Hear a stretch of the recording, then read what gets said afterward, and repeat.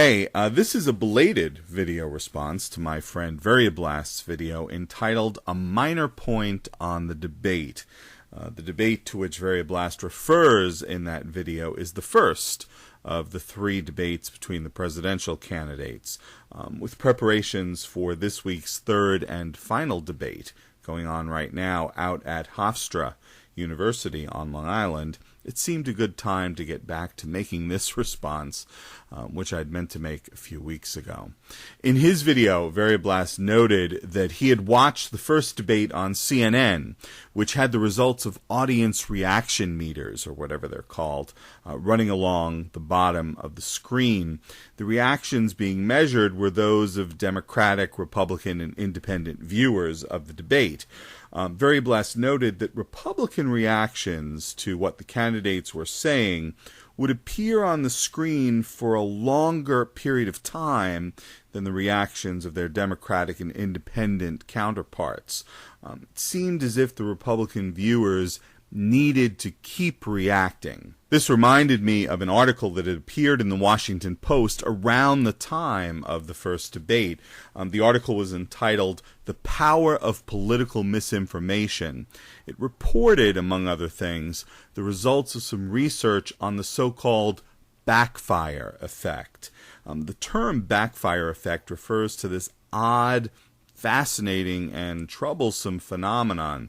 Researchers have found that, at least in some cases, when misinformation about a political matter is refuted, the refutation can backfire, causing belief in the misinformation to be strengthened, precisely the opposite effect intended by the refutation. Apropos Variablast's video on the strength and endurance of Republican reactions, the author of the Washington Post article on the backfire effect noted that researchers had, quote, shown that some refutations can strengthen misinformation, especially among conservatives, unquote.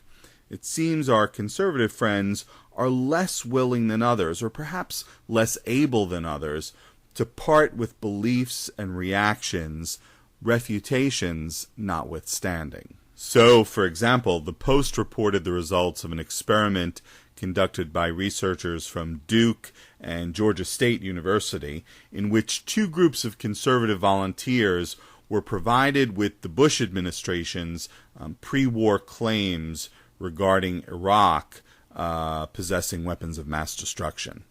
Only one of the two groups was given the refutation of those claims, showing that Iraq did not, in fact, have weapons of mass destruction prior to the U.S. invasion in 2003. In the group that was given just the Bush administration's pre-war claims, only 34% of conservatives gave the claims any adherence. In the group that was given both the Bush administration's pre-war claims and the refutations of those claims, 64% of conservatives gave adherence to the Bush administration's refuted claims. In other words, conservative adherence to the Bush administration's claims was nearly twice as high among those who had heard the claims refuted. The article talks about some other similar experiments that had the same results. It is, as I said before, an odd, fascinating, and troublesome phenomenon. According to the Washington Post, researchers, quote, suggest that Republicans might be especially prone to the backfire effect because conservatives may have more rigid views than liberals, unquote. Upon hearing a refutation, quote, conservatives might argue back against the refutation in their minds, thereby strengthening their beliefs in the misinformation. As luck would have it, an excellent example of the backfire effect at work came just last Friday at a rally for John McCain out in Minnesota. A McCain supporter named Gayle Quinnell got up to ask the senator a question. She said she could not trust Democratic presidential candidate Barack Obama because, quote, he's an Arab, unquote. Senator McCain quickly took the mic away from Ms. Quinnell, and among other things, told her that Senator Obama is not an Arab. Despite her belief about Senator Obama being refuted by Senator McCain himself, when she was interviewed after the rally, Ms. Quinnell insisted that she'd learned that Senator Obama was an Arab at the library and from some other McCain supporters, and she continued to believe it, despite Senator McCain's telling her it was false. Poor Ms. Quinnell is not unique in persistently adhering to misinformation about Senator Obama. And this has weird results. At McCain rallies, for example, supporters raise signs that equate Barack Obama with Osama bin Laden. These signs you're looking at were raised at a rally in Virginia recently. This one was carried by a supporter who attended a recent appearance by Sarah Palin in Ohio. Other members of the audience at that Ohio appearance were asked afterwards whether they believed, for example, that Senator Obama is a terrorist, and they answered that question in the affirmative. Stunning stuff. At the Minnesota rally where Ms. Quinnell opined that Barack Obama was not to be trusted because he's an Arab, supporters were asked to describe the presidential candidates in 2 words. For John McCain, this woman's 2 words were, quote, next president, unquote.